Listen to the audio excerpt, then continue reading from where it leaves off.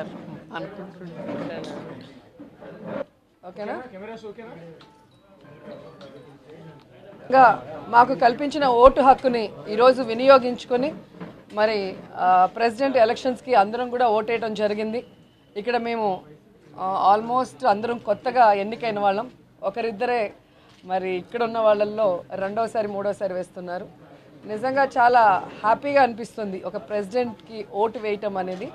And మీ అందరికీ already చాలాసార్లు చెప్పాం, మరి జగన్మోహన్ రెడ్డి గారు చెప్పినట్టు అది ఒక గౌరవప్రదమైన మరి పోస్ట్ కాబట్టి దానికి పోటీ పెట్టో లేదా వాళ్ళని అవమానించే విధంగా కాకుండా గెలిచే క్యాండిడేట్కి ప్రతి ఒక్కరు కూడా సపోర్ట్ చేసి మరి ఆయన్ని గౌరవించాలి అనే ఉద్దేశంతో మరి బీజేపీ మద్దతు ఇచ్చిన రామ్నాథ్ కోవింద్ గారికి అందరం కూడా మరి ఓటు వేయాలని నిర్ణయించుకోవటం, మరి అభ్యర్థిని కలవటం హయత్ హోటల్లో ఈరోజు కూడా జగన్మోహన్ రెడ్డి గారి నాయకత్వంలో మేము అందరం కూడా అసెంబ్లీకి బస్సులో వచ్చి ఓటు వేయటం జరిగింది.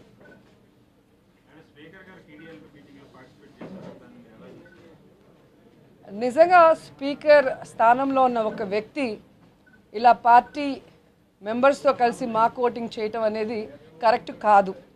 ఎందుకంటే గతంలో కూడా మీరు చూస్తే మేము ప్రతిపక్షమైనా కూడా స్పీకర్ స్థానానికి గౌరవించి సపోర్ట్ చేసాం పోటీ పెట్టకుండా. కానీ ఈరోజు స్పీకర్ గారు ఒక తెలుగుదేశం పార్టీ ఎమ్మెల్యే లాగా వ్యవహరించడం అనేది చాలా బాధేస్తుంది. అండ్ భవిష్యత్తులో కూడా గతంలో లాగా అసెంబ్లీలో మా నాయకుడు జగన్మోహన్ రెడ్డి గారు ప్రజా సమస్యల మీద మాట్లాడటానికి అవకాశం ఇవ్వకుండా ఎక్కడ తొక్కేస్తారో అన్న ఆందోళన కూడా కనిపిస్తుంది. ఎందుకంటే నాదెండ్ల భాస్కర్ గారిని, సురేష్ రెడ్డి గారిని చూసాం, వాళ్ళు ఎప్పుడూ కూడా పార్టీ మీటింగ్లకు కానీ పార్టీ కండువాలు వేసుకున్నది కానీ స్పీకర్గా ఉన్నప్పుడు జరగలేదు. కానీ వేరే ఇప్పుడున్న స్పీకర్ గారు అమెరికాలో కానీ లేదా ఇక్కడ నరసరావుపేట సత్తెనపల్లిలో మీటింగ్లు జరిగేటప్పుడు పార్టీ కండువాలు వేసుకోవటం, అలాగే పార్టీ క్యాబినెట్ మీటింగ్లలో పాల్గొనటం, ఈరోజు కూడా మరి తెలుగుదేశం పార్టీ ఎమ్మెల్యేలతో పక్కన ముఖ్యమంత్రి గారితో సహా వచ్చి ఒక మాక్ ఓటింగ్ వేయటం అనేది కరెక్ట్ కాదు. మరి ఆయన స్పీకర్ పదవికి గౌరవం కల్పించే విధంగా మెలిగితే బాగుంటుంది. ఇలా దిగజారి స్పీకర్ పదవికి గౌరవం లేకుండా చేయటం అనేది ఆయన విజ్ఞతకే వదిలేస్తున్నాం.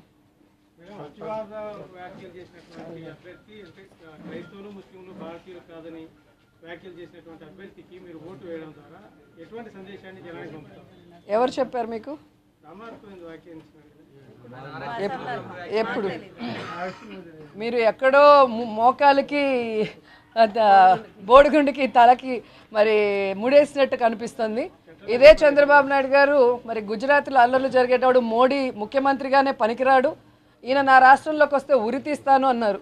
మరి ఆయన ఈరోజు ఏ విధంగా జతగట్టి ముందుకు వెళ్తున్నారో మీరు ఆయన్ని ప్రశ్నించాల్సిన అవసరం ఉంది. అలా కాకుండా ఈరోజు రాష్ట్రపతి ఎన్నిక అనేది మరి గౌరవప్రద ఎన్నిక, మరి ఇది ఎమ్మెల్యేలు ఎంపీలు వేసే ఎన్నిక కాబట్టి సో దీంట్లో గెలిచే వ్యక్తికి మనం వేయటం అనేది తప్పు కాదు అంటున్నాం. కానీ బీజేపీకి వేయటం వల్ల ముస్లింలో క్రిస్టియన్స్ దూరం అవుతారు అని చెప్పి కొన్ని ఛానల్స్ అత్యుత్సాహం ప్రదర్శిస్తున్నాయి. మరి మేము బీజేపీ క్యాండిడేట్ని సపోర్ట్ చేస్తే మమ్మల్ని దూరం చేసుకునేవాళ్ళు, మరి బీజేపీతో పొత్తు పెట్టుకొని మళ్ళీ చారిత్రాత్మక తప్పిదం చేసామని దూరం వెళ్ళి మళ్ళీ ఈరోజు పొత్తులు పెట్టుకుంటూ రాజకీయం కోసం కాళ్ళు పట్టుకోవటం లేదా జుట్టు పట్టుకుంటూ కార్యక్రమం చేసే చంద్రబాబు నాయుడు లాంటి వ్యక్తులకి ఎలా సపోర్ట్ చేస్తారో కూడా మీరు చెప్పాల్సి ఉంటుంది.